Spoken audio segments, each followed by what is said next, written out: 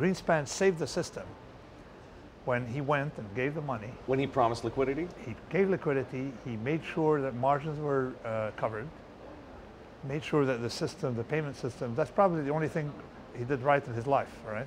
His entire life, Greenspan. What would have happened had the Fed not stepped in on the 20th, It would have been collapsed. offering unlimited liquidity? It would have been, first of all, it would have a lot cleaner financial system today, but it would have been a complete bloodbath then. So let's think now it was counterfactual. Because there is a legacy to that statement, exactly. to that affirmation of the Fed's So, responsibility. Exactly. So what happened then is that you have to remember one thing.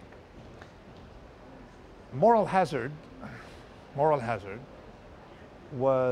had started in 1982 under, of all people, Ronald Reagan. Ronald Reagan nationalized Continental Illinois. So we had a nationalized bank. Continental Illinois had an option firm, bought an option clearing firm called First Option of Chicago. And they were so incompetent that they netted exposure by traders, not realizing that if the trader goes bust, the trader making money isn't going to write him a check. They're a clearinghouse. They're not a trading house, okay? It's not a family, okay?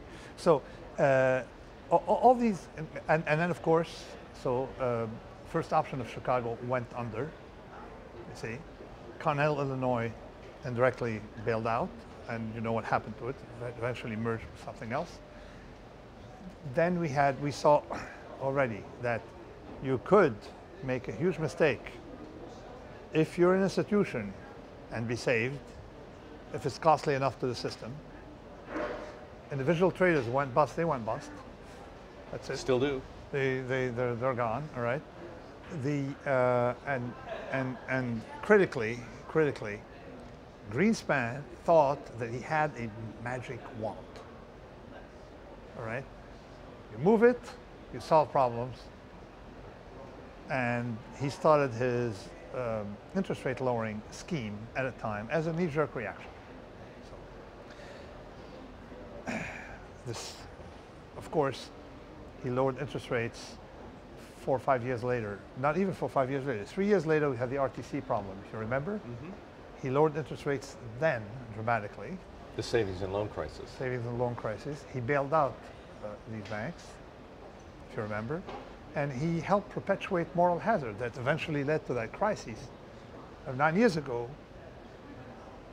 And we can't get out of it.